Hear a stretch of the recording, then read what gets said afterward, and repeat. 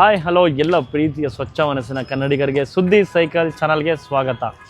ಇವತ್ತು ಏನು ವಿಷಯ ಏನು ತೋರ್ಸೋಕ್ಕೆ ಬಂದಿದ್ದೀನಿ ಅಂತ ಅಂದರೆ, ನಮ್ಮ ಇಡೀ ಇಂಡಿಯಾದಲ್ಲೇ ಬಿಗ್ಗೆಸ್ಟ್ ಏರ್ ಶೋ ನಡೆಯುವಂಥದ್ದು ನಮ್ಮ ಯಲಹಂಕದಲ್ಲಿ. ಇಡೀ ಇಂಡಿಯಾದಲ್ಲಿ ಎಲ್ಲೂ ನಡೆಯಲ್ಲ. ಪ್ರತಿ ವರ್ಷ ಯಲಹಂಕದಲ್ಲಿ ನಡೆಯುವಂತಹ ಏರ್ ಶೋ ಸುಮಾರು ಜನ ನೋಡಬೇಕು ಅಂತ ಅಂದ್ಕೊಂಡಿರ್ತೀರ. ನಾನು ಅಷ್ಟೇ, ಇದೇ ಫಸ್ಟ್ ಟೈಮು, ಒಂದೊಳ್ಳೆ ಎಕ್ಸ್ಪೀರಿಯೆನ್ಸು. ನಾನು ಯಾವತ್ತೂ ಇಂತಹ ಎಕ್ಸ್ಪೀರಿಯೆನ್ಸ್ ಮಾಡಿಲ್ಲ. ಸೊ ತುಂಬಾ ಜನ, ಲಕ್ಷಾಂತರ ಜನ. ನಮ್ಮ ಕಾರ್ ಆಲ್ರೆಡಿ ಒಂದು ಕಿಲೋಮೀಟ್ರ್ ದೂರದಲ್ಲಿ ಪಾರ್ಕ್ ಮಾಡಿ ಇಲ್ಲಿ ತನಕ ಬಂದಿದ್ದೀವಿ. ಅಷ್ಟು ಜನ, ಸಿಕ್ಕಾಪಟ್ಟೆ ಅಂದರೆ ಸಿಕ್ಕಾಪಟ್ಟೆ ಜನ. ನೋಡೋಣ ಒಳಗಡೆ ಯಾವ ರೀತಿ ಇದೆ. ನನಗಂತೂ ತುಂಬಾ ಎಕ್ಸೈಟ್ಮೆಂಟ್ ನೋಡಬೇಕು ಒಳಗಡೆ ಯಾವ ರೀತಿ ಇದೆ ಅಂತ. ಬನ್ನಿ ನಿಮ್ಮೆಲ್ರಿಗೂ ತೋರಿಸ್ತೀನಿ ಪ್ರತಿಯೊಂದು ವಿಡಿಯೋ, ಮತ್ತು ಪ್ರತಿಯೊಂದು ಏರ್ ಶೋ ಯಾವ ಥರ ನಡೆಯುತ್ತೆ, ಎಷ್ಟು ಜನ ಬಂದಿದ್ದಾರೆ ಅಂತ ಒಳಗಡೆ ಹೋಗಿ ನೋಡೋಣ. ಈಗ ತಾನೇ VIP ಪಾಸ್ ಸಿಕ್ಕಿದೆ ನಮಗೆ. ಒಳಗಡೆ ಏರ್ ಶೋಗೆ ಬರ್ತಾಯಿದ್ದೀವಿ. ಎಷ್ಟು ಚೆನ್ನಾಗಿದೆ, ಮತ್ತು ಸಿಕ್ಕಾಪಟ್ಟೆ ಜನ ಅಂತೂ ಸಿಕ್ಕಾಪಟ್ಟೆ ಇದ್ದಾರೆ. ಟ್ರಾಫಿಕ್ಕು. ಈಗ 2:15 ಶೋ ಸ್ಟಾರ್ಟ್ ಆಗುತ್ತೆ. ಬನ್ನಿ ನೋಡೋಣ. ನೋಡ್ತಾ ಇದ್ದೀರಲ್ವಾ, ಎಂಟ್ರೆನ್ಸು ಮತ್ತು ಔಟ್ಸೈಡು ಎಲ್ಲ ಕಡೆನೂ ಸಿಕ್ಕಾಪಟ್ಟೆ ಜನ. ಆದರೂ ಫಸ್ಟು ಟೈಮು ಒಂದು ಎಕ್ಸ್ಪೀರಿಯೆನ್ಸ್ ಮಾಡೋಣ ಅಂತ ಬಂದಿದ್ದೀವಿ. ಒಳಗಡೆ ಬರ್ತಿದ್ದಂಗೆ ಸಿಕ್ಕಾಪಟ್ಟೆ ಎಂಟ್ರಿ ಇರುತ್ತೆ, ಸಿಕ್ಕಾಪಟ್ಟೆ ಚೆಕ್ಕಿಂಗ್ ಇರುತ್ತೆ. ಈ ಎಂಟ್ರಿಲಿ ಫುಲ್ಲು ಸಿಕ್ಕಾಪಟ್ಟೆ ಚೆಕ್ಕಿಂಗು.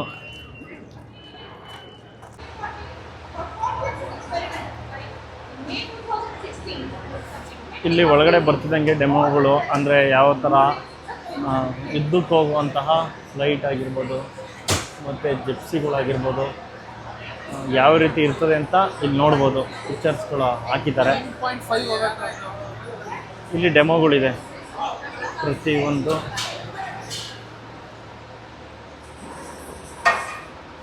ಅಷ್ಟೊಂದು ನಮಗೂ ಇದ್ರ ಬಗ್ಗೆ ಗೊತ್ತಿಲ್ಲ. ಡ್ರೋನು, ಲೈಟ್ಸು,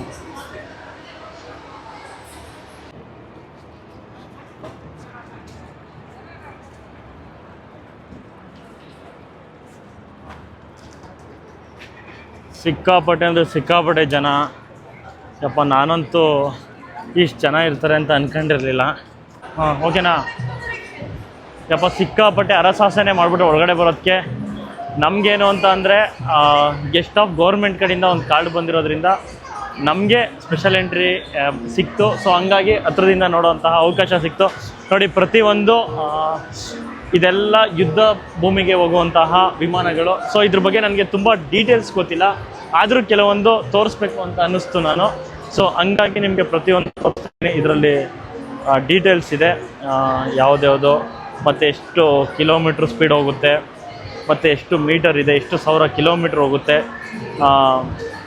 ಮತ್ತು ಇದರ ಹೆಸರು ಏನಿದೆ, ಅದೆಲ್ಲ ಪ್ರತಿಯೊಂದು ಡೀಟೇಲ್ಸು ಇದರಲ್ಲಿ ಕೊಟ್ಟಿದ್ದಾರೆ. ಸೊ ಮತ್ತು ನೋಡಿದ್ರಲ್ಲ ನೋಡಿ. ಸೊ ಪ್ರತಿಯೊಂದು ಅಷ್ಟೇ ಯಾವ ರೀತಿ ಯುದ್ಧ ಭೂಮಿಗೆ ಹೋಗುವಂತಹ ವಿಮಾನಗಳಿದೆ ಅದನ್ನೆಲ್ಲ ಒಂದು ಡೆಮೋ ಮಾಡಿಕ್ಕಿದ್ದಾರೆ. ನಿಜವಾಗ್ಲೂ ತುಂಬ ಖುಷಿ ಆಗ್ತಿದೆ, ಯಾಕೆ ನಾವು ಹತ್ರದಿಂದ ಅಂತೂ ನೋಡೋಕ್ಕಂತೂ ಸಾಧ್ಯ ಇಲ್ಲ. ಸೊ ಈ ಥರ ಡೆಮೋನಾದ್ರೂ ನೋಡ್ತಿದ್ದೀವಿ ಅಂತ ತುಂಬ ಖುಷಿ ಇದೆ ನಮಗೆ. ಇಲ್ಲ ತೋರಿಸೋ ಈ ಕಡೆನೇ, ನನ್ನೇ ಬೇಡ, ಕಟ್ ಮಾಡೋದು.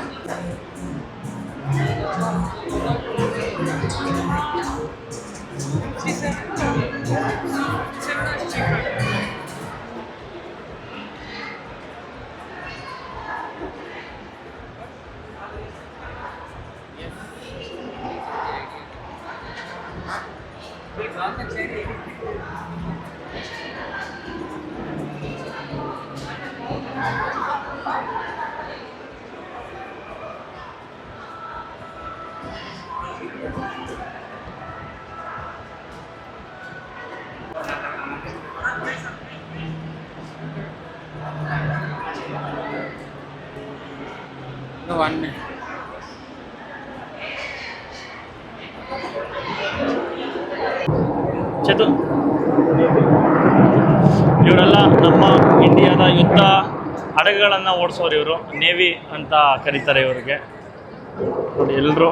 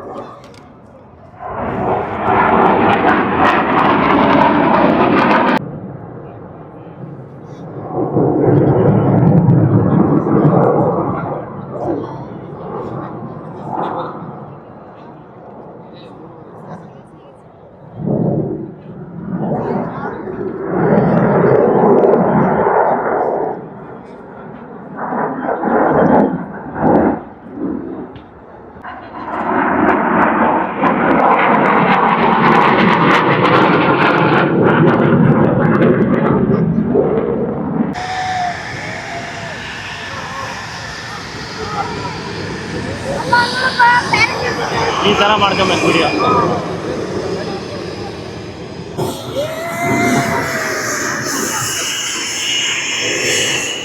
ಇದಾಗ್ತಿತ್ತು.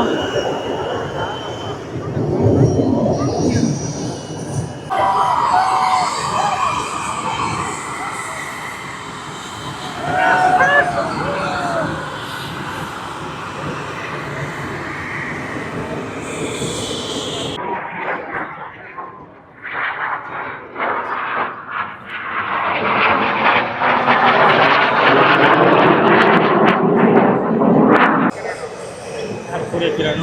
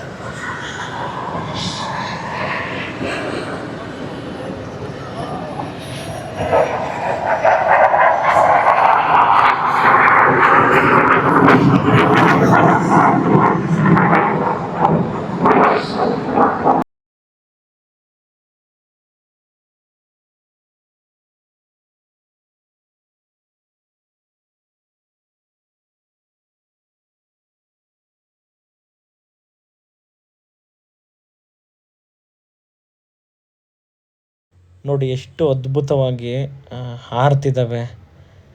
ತುಂಬ ಖುಷಿ ಆಗ್ತಿದೆ. ಒಂದೊಂದು ವಿಭಿನ್ನ ರೀತಿಯಲ್ಲಿ ಪ್ರತಿಯೊಂದು ವಿಮಾನಗಳು ತನ್ನದೇ ಆದಂತಹ ಶೈಲಿಯಲ್ಲಿ ಹಾರ್ತಿರೋದನ್ನ ನೋಡ್ತಿದ್ರೆ ಒಂದು ಖುಷಿ ಆಗ್ತಿದೆ. ತುಂಬ ಹತ್ರದಿಂದ ನೋಡ್ತಿದ್ದೀವಲ್ಲ, ಅದು ಹೇಳೋಕ್ಕಾಗಲ್ಲ, ಅಷ್ಟು ಖುಷಿ ಆಗ್ತಾ ಇರುತ್ತೆ ನಾವು ನೋಡ್ತಿದ್ದಾಗ.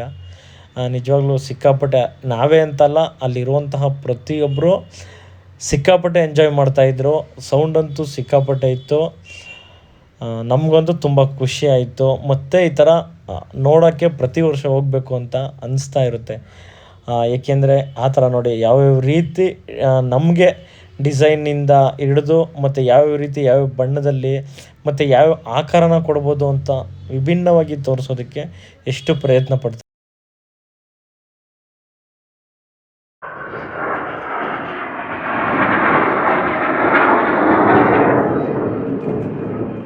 ಆಗೋಯ್ತಾ? रवि की सवारी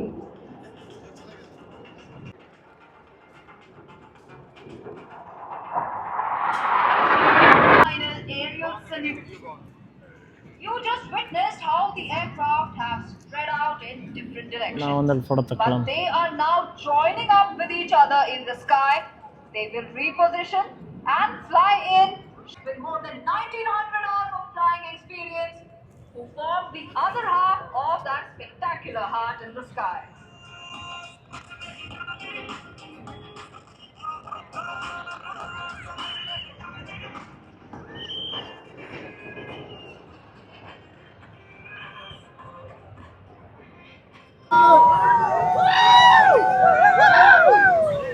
We are Indians.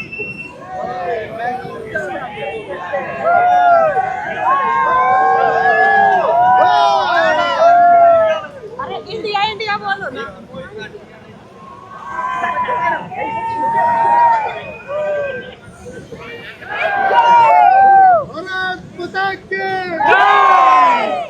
इंडिया.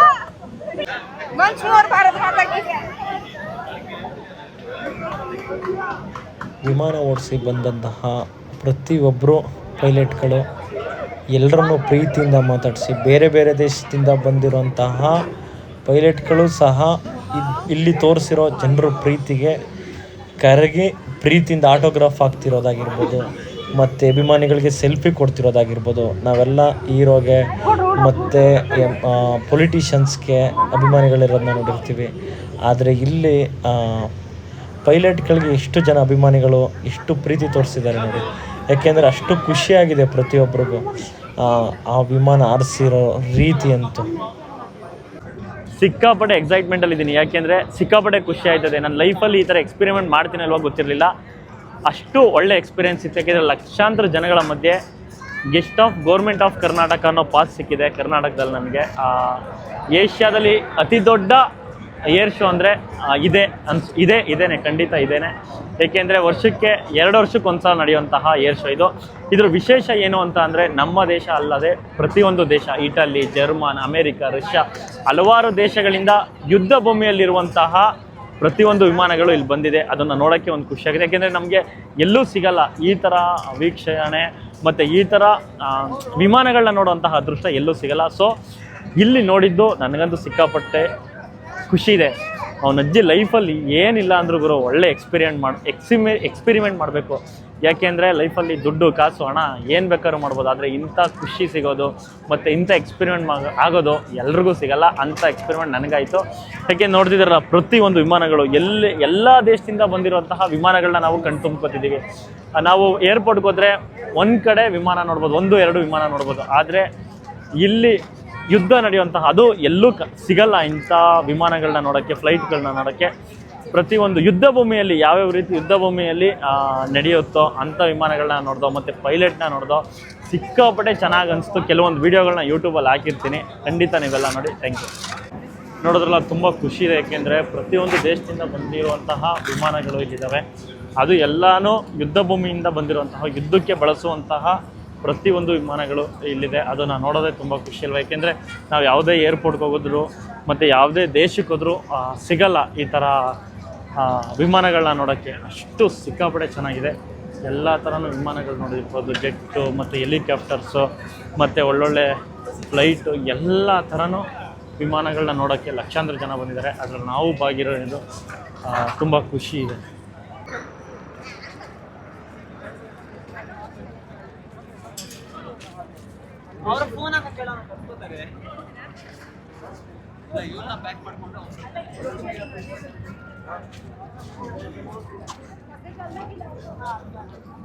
ಹಲವಾರು ವಿಮಾನಗಳು ತುಂಬಾ ಸಕ್ಕತ್ತಾಗಿದ್ದಾವೆ.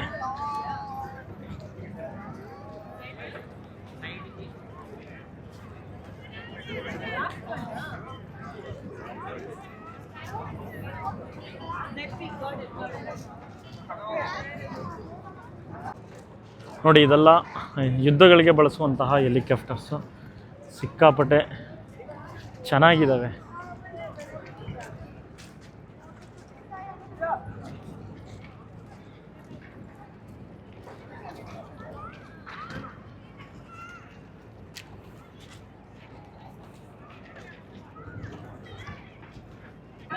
ನೋಡಿ ಇದು ಬಾಂಬ್ಗಳನ್ನ ಯುದ್ಧದ ಟೈಮಲ್ಲಿ ಬಾಂಬ್ಗಳನ್ನ ಹಾಕುವಂತಹ ಫ್ಲೈಟ್ ಇದು.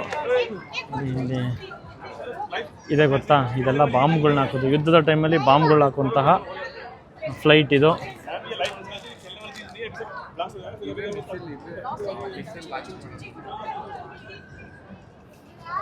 ಬುಲೆಟ್ನ ಲಾಂಚ್ ಮಾಡುವಂತಹ ಹೆಲಿಕಾಪ್ಟರ್ ಇದು.